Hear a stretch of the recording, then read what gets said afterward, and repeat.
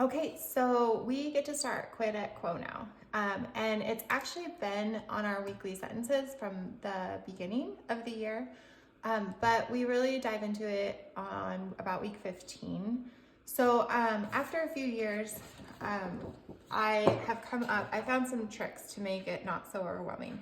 This is the chart that comes with your program, and it gives you everything, all the information here, and then students write the words up here, and then the part of speech goes on the very top line, and then you go through and figure out all the information below each word. So like if it's a noun, you would go to this box here. Pronoun, if it was a pronoun, you would fill out the information here and go down. My problem with this chart, even though it has all this incredible information and it's such a beneficial activity, is that students, like in the boxes, they have to know all the options, and then so like they're generating all of the information. And for first tour and even some second tour, they might not have all the information from the charts mastered.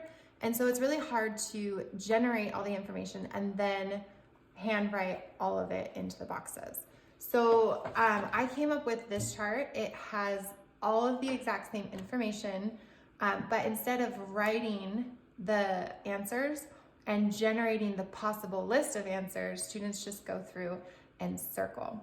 So when you are starting Quid at Quo, even though right now we are doing complex sentences, I suggest starting with this chart. It has 4 boxes for 4 different words. So I would start with very simple sentences. You can go back to week 3 when we first started sentences and even start with the simple sentence, the volcano erupted. So take this sentence and you're gonna write it right here. So we're gonna write one word in each box. The volcano erupted. Okay, so the very first thing is they're gonna go above, it's really light gray, I don't know if you can see it, but you're gonna go above each of the words and parse it out. So the is an article adjective, volcano is gonna be your subject noun, erupted is gonna be your verb intransitive. And when I'm doing this with my daughter, we do it on a small whiteboard, and then I have her do all the steps, and then I have her do the diagram confirmation, because the diagram confirmation is really helpful for when you go through and fill out your Quid at Quo. Okay, so I have the sentence written out up above. Now we're gonna go down. So I have it as an article adjective. So I can come down here to the adjective. Now, if you're not totally sure about the answers in here, this is where your charts come in handy. So what I would do is I would turn to your adjective chart.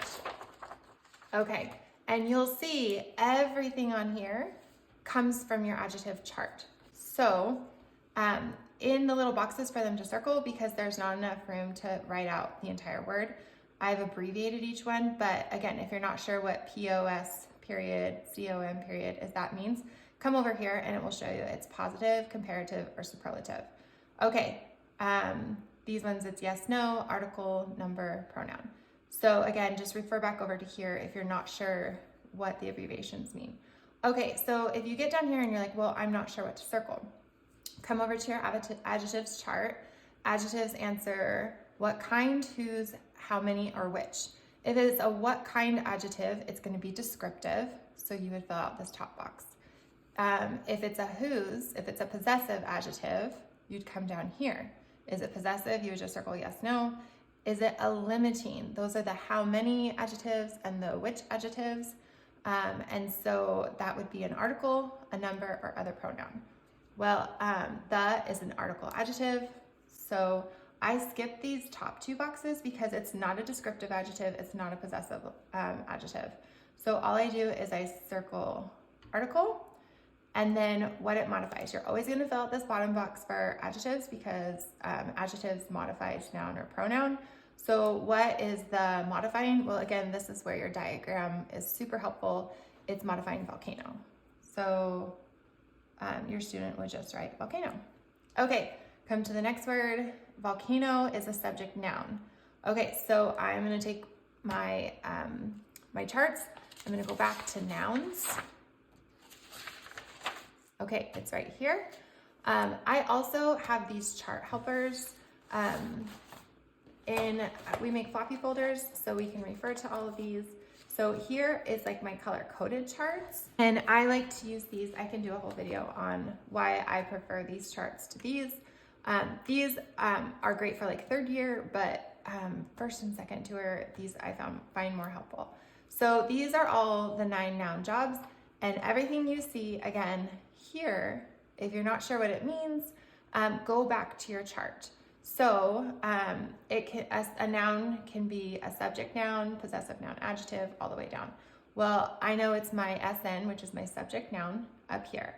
Okay, so if this is really helpful with your Latin memory work. So we go nominative, subject. So if it's a nominative noun, it is going to be your subject, right? If it's an adjective, that's going to be like your direct object or indirect object. And then possessive, that's your possessive noun adjective. Then that is like mom's cookies. It's a noun that's acting as an adjective. So in this case, volcano is the subject. So I circle nominative. Okay, all of this, it can be the information found down here, or on my chart, it's down here on the gray. So is it common or proper? Again, if you're not sure, look up here. Common names a non-specific person, place, thing, activity, or idea is not capitalized. Well, volcano is not capitalized. It's not a specific volcano, so I just circle common. Singular or plural, it's only one volcano, so singular. Masculine, feminine, neuter, or common. Well, I get a lot of questions on the difference between neuter and common. Common is like dogs can be boys or girls, male or female, right?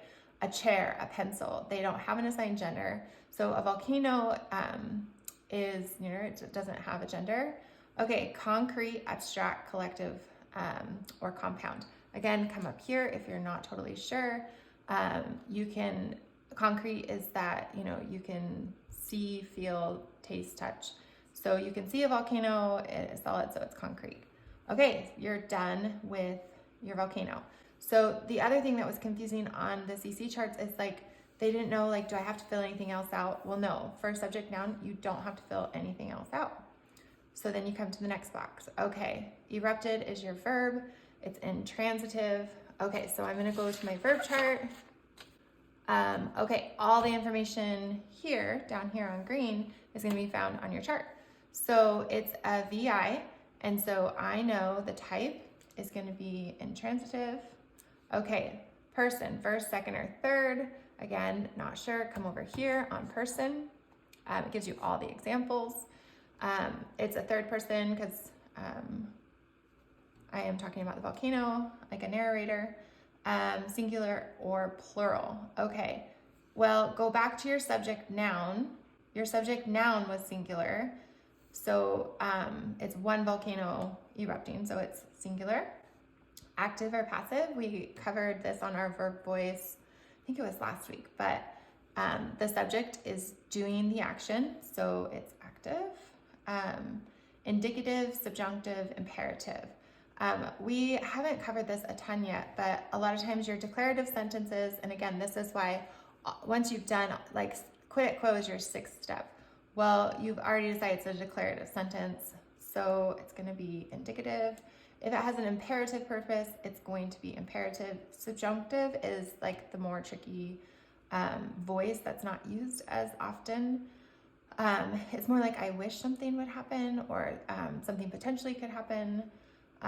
Okay, so then time, present, past, or future. Well, look at the verb. The volcano erupted. Did it already happen? Is it happening? Is it about to happen? Well, the volcano erupted, it already happened, so that would be past. And then form, simple, perfect, progressive. And those are covered really, really, really well. It's down here in your verb chart, but it's also on the other verb charts. So it's just the the simple form. Okay, so then you're done. And if there's no words here, you are done here. So that is just starting with a very simple sentence.